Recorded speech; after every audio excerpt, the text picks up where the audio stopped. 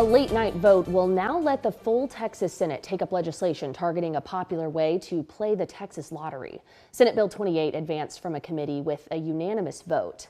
It would create a criminal penalty for someone to either buy a lottery ticket through a mobile app or the internet, or to arrange that kind of gameplay. These kinds of services are facing intense scrutiny right now at the Texas Capitol because of two recent jackpot wins. We've been covering all of this very closely over the last few days, so we want to break down the latest developments with our Capitol correspondent, Adam Schwager. Adam, welcome back. Thank you so much for being here. Thanks for having me. You know, the lottery beat, as I mentioned to you yesterday afternoon, is an incredibly busy one, and this is no exception as those developments come in. So I want to start with that Senate committee hearing from last night. Debate went well into the night on this legislation, and the senators peppered questions from a few witnesses. Talk about whom they heard from and what stood out most. Yeah, they heard from a whole host of people. It was about 5 hours. First, they heard from the Lottery Commission. We've already covered a lot of what they've said. Then they heard from the people, the IGT. They're the ones who end up facilitating those games. They own the machines and put them out at the lottery's request. An interesting note there was that Winner's Corner location that the Lieutenant Governor visited last week that started a lot of this controversy, they had the most terminals, 47 in their store. That was a huge deal. But one thing that really stood out to us was when they talked to Greg Potts. He is Lottery.com's COO, Lottery.com, known for their alleged role in helping in that $95 million April 2023 jackpot, where an entity called Rook Texas was able to buy up over 99% of the available combinations. He says that when they were approached by a group to help facilitate this order, they reached out to the Lottery Commission first, and then they asked them, said, hey, is this above board? They said they were surprised when they got that note that said, yeah, fulfill the order, it's completely fine. And then senators started peppering, and he asked, do you know exactly who was the person within the Lottery Commission to approve this? And he said it was the former executive director, Gary Grief. So I actually have just gotten off the phone with Grief's attorney, and he says he's done no wrongdoing and is looking forward to fully cooperating in any investigations. Yeah.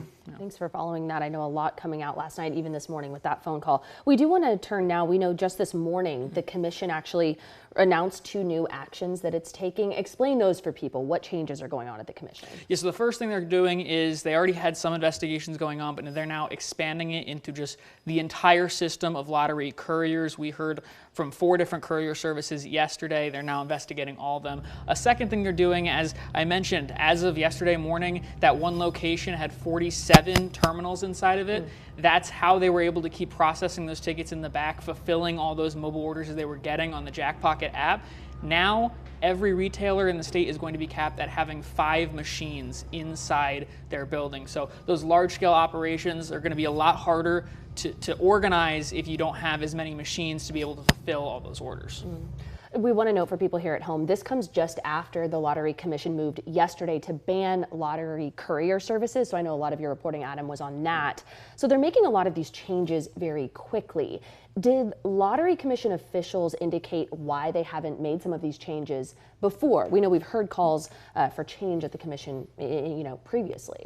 Yeah, they've been pretty consistent. I still don't know if they fully believe that they have the power to ban couriers, and frankly, I don't believe couriers believe that they have the power. In fact, the Jackpocket CEO at one point said yesterday that the only reason they're following it is just to prove that they would be good players with the state of Texas, because it's clearly what they want, but he still feels like they're completely legal in the way that they operate here. One of the key cruxes was the Lottery Commission was saying they don't have any power over the couriers directly. There's no law that says you have to ban couriers or that you can take punitive measures against couriers. You can take punitive measures against retailers. So that's what they're doing. They're saying, if you are working with those courier services, we're going to revoke your retailer license, because that's the actual power that the Lottery Commission has. And once again, there is a ton of senators who believe that they did have that power against the couriers, who still believe that. Right now, the Lottery Commission is going to try to make some new rules in their next upcoming meeting to try to take more action over directly the lottery couriers, but right now they're going after the retailers. I will mention, though,